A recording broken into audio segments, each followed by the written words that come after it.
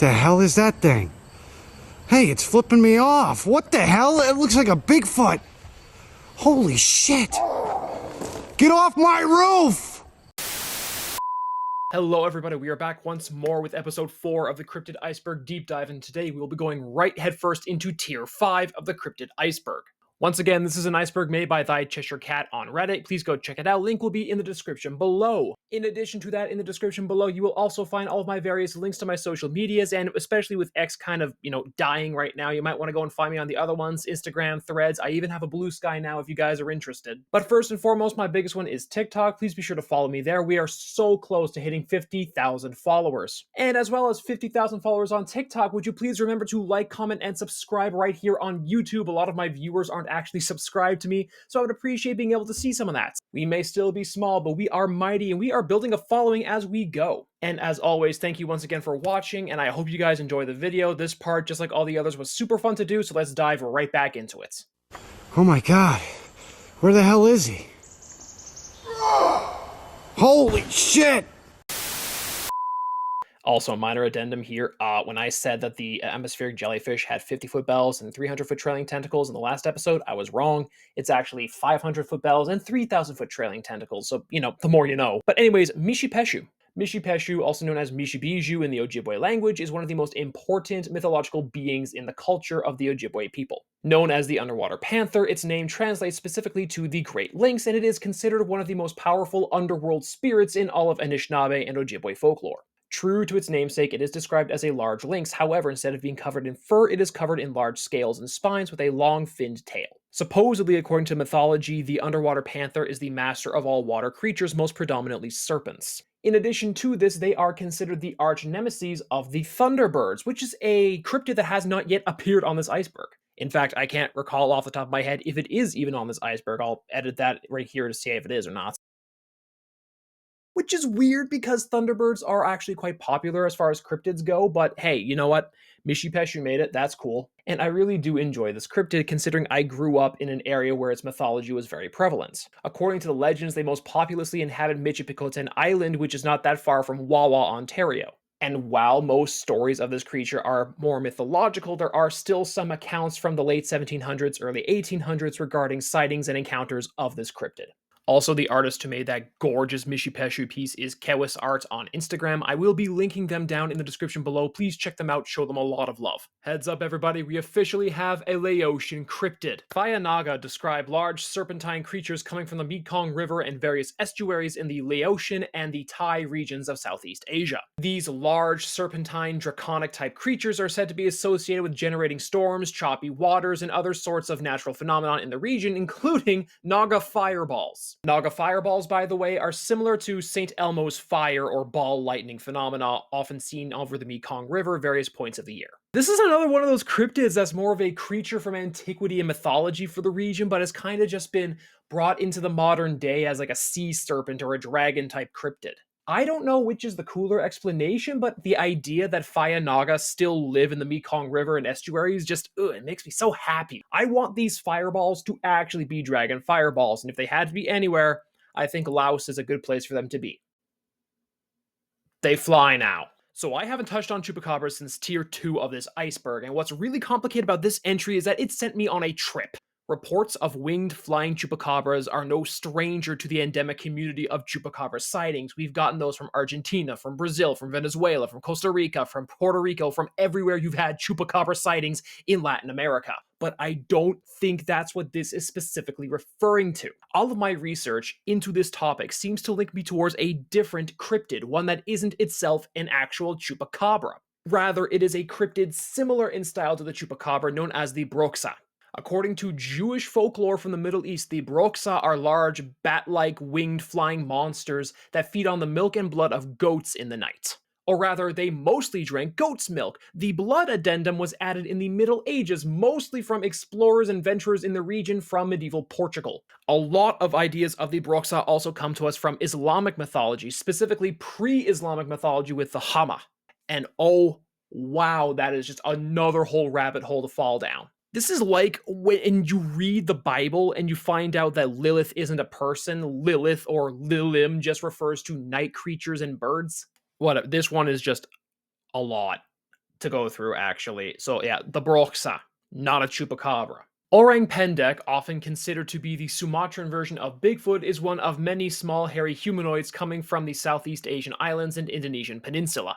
Other names or similar beings of this type include Ibugogo from the island of Flores and the Siwil from the island of Java. All three of these cryptids are described as humanoid, simian sort of cryptids, about 3 to 4 feet tall, covered in hair or sometimes maybe a little more naked, running around the woods with primitive tools. This is another one of those cryptids where, in the history of the islands, the natives have seen them for a very, very long time, and European explorers have also witnessed them. In 1338, Giovanni de Magnioli described seeing these small 3-foot-tall humanoids in the woods, either following farmers or carrying tools. In addition to this, there are a multitude of stories from early Dutch colonists in the area reporting these same beings stealing their food, rooting through their sheds, sometimes breaking into their houses. They sound much more like the mischief maker sort of Bigfoot, more so than the threatening ape level of Bigfoot we get out of some parts of the United States. And of course, there's a lot of debate as to their true identity. The most common explanation I have seen is that they are just misidentified gibbons or orangutan, which I would very much say probably accounts for a lot of the sightings, especially those by early European explorers. You know how they misidentified a lot of stuff. However, the most fascinating explanation I've seen is that it's remnant populations of Homo floresiensis. What's interesting about Homo floresiensis is that there are theories that it could have survived up to as recently as 7,000 years ago, where most evidence seems to date them between 15 and 12,000 years ago, although there are some local reported legends of them surviving up to the 1700s. Orang pendek is still seen up to this day in the Indonesian islands, and I really do think this is a cryptid that has a decent chance of living out there because those are very hard jungles to get around. Pretty difficult for traversing. Oh, damn, boy, we got that dear Cherokee death cat!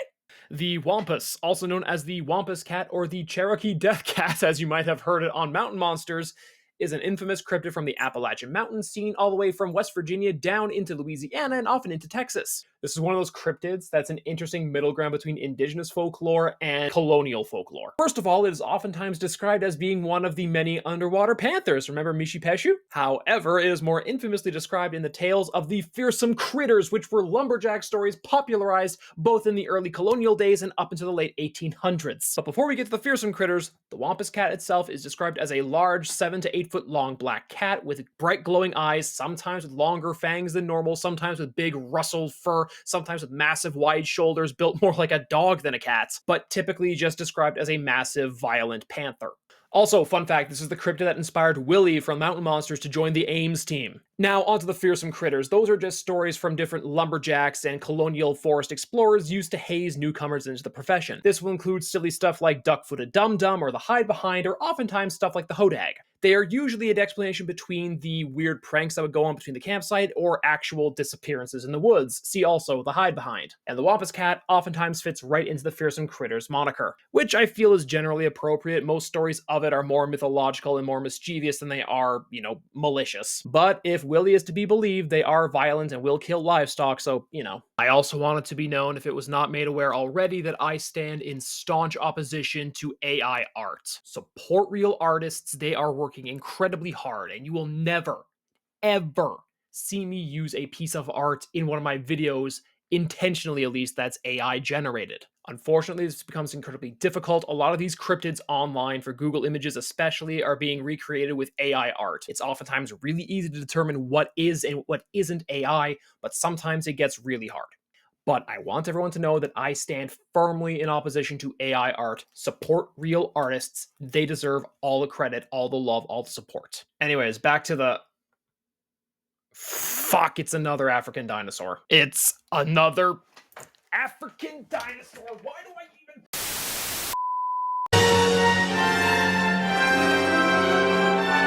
Allosaurus had never seen such bullshit before.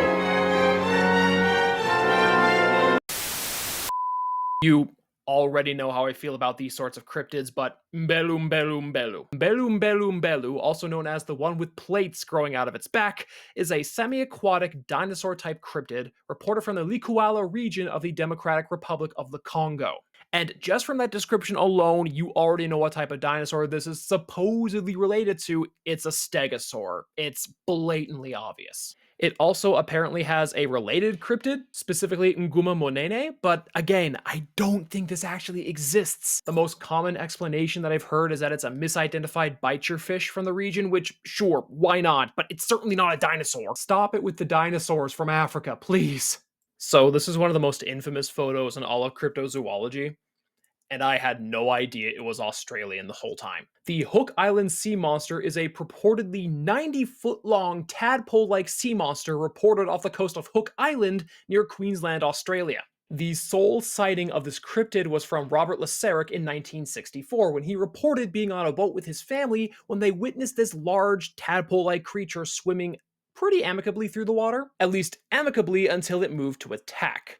Reportedly, the creature had a large maw full of conical sharp teeth, and its fins seemed to be a bit injured as though it was hit by a boat's propeller earlier in that day. The creature itself was reportedly about to swallow the boat before suddenly changing its mind and swimming away, with Laserick taking a few scant photographs in the process, this being one of them. What's really interesting about this photo is that there's no singular conclusive explanation for what it could be, but a lot of cryptozoologists seem to believe that it is in fact a hoax. A lot of people point to Photoshop being the main cause of this, but this photo was taken in 1964. And unlike a lot of cryptid photos that are supposedly from several decades ago, this one actually is. It is not a Photoshop. The explanation then falls to it's some sort of a prop, maybe a tarp full of sand or some sort of a cardboard effigy, what have you. But I think what's the most damning is that Lauren Coleman, infamous cryptozoologist, is one of the many who purport it to be a hoax. And Coleman is generally of an open mind about these sort of things. So that's a funny monkey wrench to throw into the story of the Hook Island monster, one of the most infamous photos in all of cryptozoology.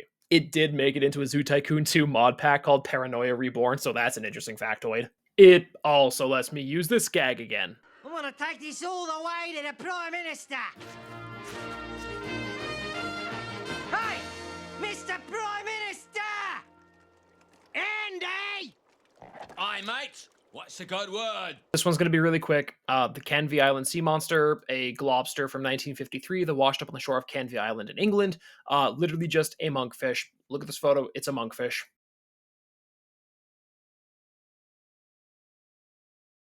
So this is one of the cutest entries on the iceberg, but living ivory-billed woodpecker. The ivory-billed woodpecker is a now extinct species of woodpecker that was native to the southeastern United States and the island of Cuba. It also happened to be one of the largest species of woodpecker and was unfortunately driven to extinction by overhunting and overlogging. However, suffice to say, while it went extinct purportedly in 1944, there have been sightings up into 2012 of this woodpecker still existing, particularly in the state of Arkansas. This is another one of those really simple entries, but I really do hope that this is a legitimate one because it's always sad when the species goes extinct so carelessly, and the ivory-billed woodpecker is just a beautiful looking bird.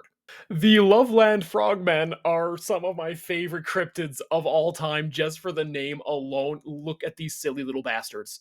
Purportedly between 4 and 5 feet tall, the Loveland frogmen are reported from the Clermont County of Ohio, specifically near Loveland. There are 4 total sightings of this cryptid, one from 1955, 2 from 1972, and 1 from 2016, where 2 people playing Pokemon Go saw one in Cincinnati. I don't think it's hard to believe that there's no indigenous folklore about these cryptids in the area, much less any sightings of them from before 1955. The most infamous sighting and the one most referenced is where it was crossing a highway and went over one of the guardrails. They're silly little guys, though. I love frogs. I just want everybody here to know that. So a frog cryptid is just right up my alley. Put them next to the Fresno nightcrawlers in the beloved cryptid category because everybody seems to love these. The Manhattan Monster is another infamous globster from New York State. Much like the Montauk Monster, it is a heavily desiccated and decayed corpse that washed up loaded on shore, this time underneath the Brooklyn Bridge. Numerous photos of the creature were taken by Denise Ginley when it was discovered, and explanations tend to run wild while also being distinctly reasonable. Most people seem to agree that it's a bloated corpse of either a giant sewer rat or else a small pig. How a pig got into the water at that point is anyone's guess. If it were up to me, I'd say that somebody just threw out a pig carcass they intended to cook for dinner. But I think that a rat is the more likely explanation. Even though the face is so heavily decayed, it is difficult to get an accurate description of it. In addition to this, there is no biopsy of this creature's corpse, so again, we don't know what it was. The body is just kind of washed away gone now. All we have are these photos and the account of Miss Ginley, so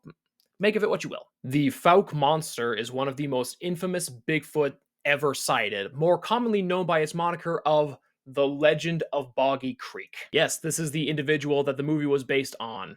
Or individuals, it's kind of hard to really pin down whether this is one specific Bigfoot, if there are just a couple that exhibit the same, more aggressive behavior. And aggressive is the name of the game with this one. It is the most aggressive Bigfoot sighting series we've ever come across. At least the most consistently aggressive one.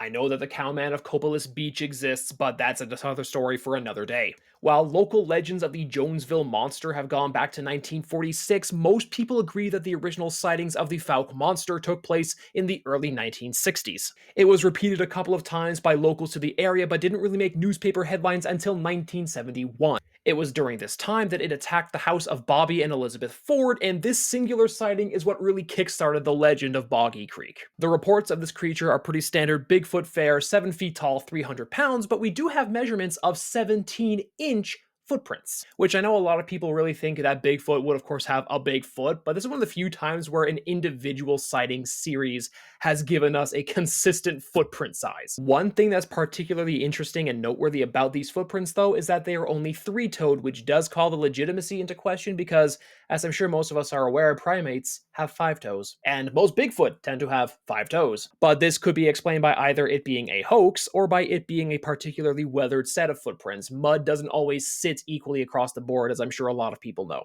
There's a reason this sighting series is so legendary, it's so infamous, it is so Bigfoot. On October the 25th, 1924, a near 3-hour battle took place in the ocean off the coast of Margate, South Africa. 2 killer whales fought a then unknown globster creature. At least that's what was reported by London's Daily Mail in December of that same year in the story Fish Like a Polar Bear. Trunco, as it's now known, possessed an elephantine proboscis, large clumps of white fur, and a lobster-like tail for some reason. At first, most believed that there were no photos of the creature. However, some did surface in 2010, which depicted this 47-foot-long carcass washed up on the shore after apparently losing this battle. The interesting thing about this corpse is that there was no discernible head. According to those who witnessed its body, the trunk was attached directly to the chest cavity, which is absurd. The name Trunco was coined by British cryptozoologist Carl Schuker in his 1996 book, The Unexplained. However, Trunco, despite his infamy, I think is quite easy to explain. Based on the state of decay for this corpse, I think it's highly likely that this was either a basking shark or else the corpse of a large whale, most likely a gray whale. The fibrous white fur that you would have seen would either have been cartilage or else pieces of blubber that were fraying off, and the lobster tail is probably just an exaggeration given the state of decay. As for the trunk itself, if this were a basking shark, that would be the large bit of cartilage that attached the head and neck to the rest of the body. If it was a whale, probably just a misidentified spinal column. I honestly kind of want this to be a real creature though, because cetaceans are weird, and if this was just a real life creature, it probably would be a type of whale, so a furred whale would be insane. Put that one next to the furred trout, please. Fear lieth Moor, also known as the Grey Man of Ben Macdui, is a large, hairy wild man said to stalk the peak of Ben Macdui, the second highest mountain in Scotland. Often described as an 8-foot-tall, hairy, ape-like giant, so essentially just a Scottish Bigfoot, it is said to stalk and harass climbers on the mountain, following them down back to their car through the fog. It is also commonly associated with a whistling, singing phenomenon, also known as just, the Gray Man's voice. The creature itself is an interesting blend of real-life creature and then Gaelic myths of fair folk and giants. It rides the line perfectly between tangible and intangible. Supposedly, sightings of the Gray Man take place all the way back to the 13th century, but a particularly infamous sighting occurred in 1925. A climber by the name of Professor J. Normal Colley, yes, really, reported that he was being stalked by the Gray Man as he descended the peak. For every 3 steps he took, he could hear one loud, ponderous footstep behind him crunching the gravel. As he picked up speed, the giant would pick up speed. Finally, he couldn't take it anymore and sprinted all the way back down the hill, never to encounter this creature again. Another similar encounter took place in the forest near Aberdeen, where 3 men were chased by the creature and harassed over several weeks. One time they tried to escape it in their car, where it seemed to run 45 miles per hour after them. It only ran for a short distance, but that's still terrifying. Scottish Bigfoot just do it different, man. The Tatzelwurm is a reptilian cryptid reported from the Alps of Germany, Austria, Switzerland, and Italy. Also known by the monikers of the Stolen Worm, the Springworm, and the Bergstutzen, it is a felid chimera-type cryptid, being described as a draconic serpentine body with 2 large muscled arms and a feline head. It grows anywhere from 2 to 7 feet long and possesses a venomous bite, as well as a noxious venomous fume that it exhales from its throat. The first sighting of this cryptid took place in 1779, where 2 of them frightened a man by the name of Hans Fuchs. Fuchs. His name is pronounced Fuchs. Mr. Fuchs would go on to die of a heart attack related to the fright of the incident, but not before making it home and describing his assailants to his family. From that moment, it has been cited pretty frequently. Sometime in the mid-1800s, sightings started to decrease, and that led to a lot of locals deciding that, oh, clearly this creature existed at one point, it just is going extinct, as if a large reptilian monster in the Swiss Alps makes any sense. However, there are sightings up into the modern day, with the most recent taking place around 2016. There was even a hoaxed skeleton that was once donated to the Geneva Institute of Science in 1900. This is also one of those cryptids that doesn't really have a good consistent explanation that's natural, but a lot of people claim it to be a large unidentified lizard or else a skink. Although the most common explanation I've heard aside from that is it's escaped monitor lizards that are somehow reproducing in the Alps. Finally, to round off this tier of the iceberg, we have Issy. Issy, also known as Ishi, is a lake monster from Japan.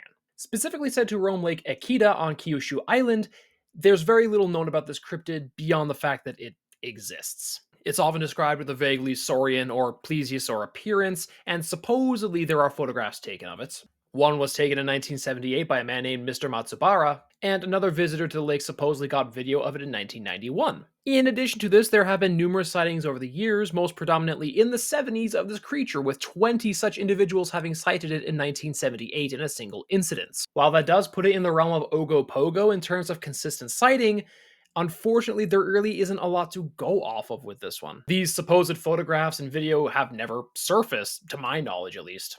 So this is an unfortunately very, very small entry to end what was otherwise a pretty entertaining tier. And there you have it, everybody. Tier 5 of the Cryptid Iceberg is done. We are officially at the halfway point of this project, and there is still so much more to go. I've looked ahead at what's in Tier 6, and oh boy. And even then, looking down at the other tiers, there's a lot of exciting things that I can't wait to get to for you. Like, we haven't even talked about the fossil cryptids yet. Those are insane. Again, please be sure to like, comment, and subscribe. Ring that bell so you always know when I upload. Comment down below things that you like, things you want to see, your favorite cryptid, more cryptid videos you want to see me do in the future, other icebergs, what have you. Be sure to follow me on all my social media links down in the description below, and as always, thank you once again for watching. You guys really are the reason that I do what I do, and I can't thank you all enough. Have a wonderful day. God bless. Holy shit, the thing killed itself. Wait a minute, it's still alive. Holy shit. Oh my god. Wow. Can you believe this shit?